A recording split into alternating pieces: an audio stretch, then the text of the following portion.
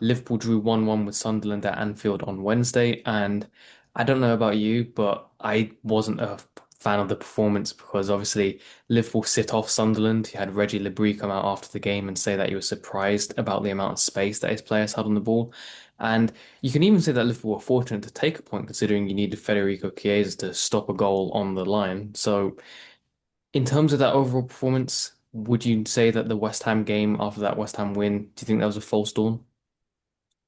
Yeah, it certainly looks like it. I mean, the one way reason I would kind of shy away from calling that a false dawn is that it wasn't particularly fantastic in itself anyway. The West Ham performance, they defended slightly better, they got the goals, and that's great.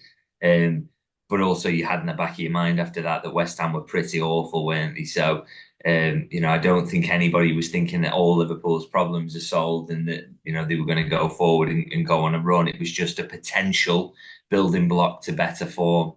Um, so, knowing that, I wasn't massively surprised by the performance against Sunderland because I think Sunderland are a far better team than West Ham. We've seen all season that they're really capable of coming and mixing it with the bigger sides as well, and genuine contenders for Europe at the moment. Now they may fall away in the end, but they are a very, very good team, and so you knew that this was going to be a tougher challenge.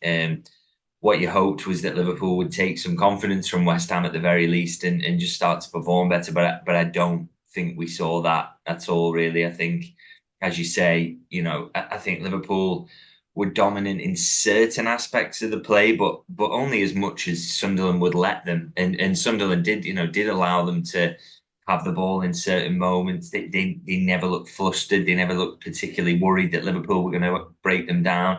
And Sunderland knew all the way through the game as well that they didn't have to be particularly gung ho because they would get opportunities from set pieces, opportunities on the break, and so it proved. I think they hit the post, don't they, from a set piece. Um, they score a goal on the break and then very very nearly win it on the break as well.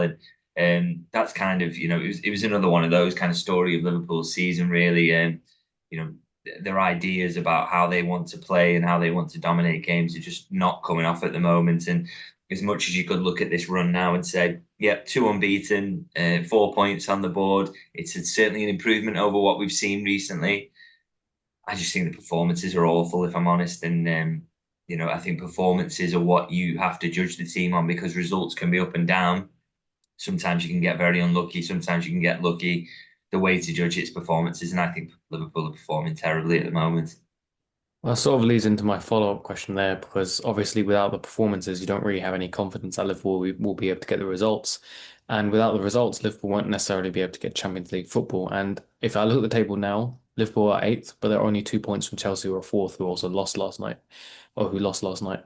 But do you have any confidence that Liverpool, as they are, can actually qualify for the Champions League, get that top four? Because I know that other teams around them are also inconsistent. But I don't. You could make the argument that Liverpool are performing of the Champions League contenders. They're probably the worst performing team, though. Yeah, I would agree with that assessment, and I don't fancy them to get Champions League football at all. I mean, the saving grace is that was it 2 points off fourth at the moment? Is that right? So the gap is not very big, and that shows you that the teams around them and the teams generally who go for top four rather than the title, they have flaws. They drop points regularly.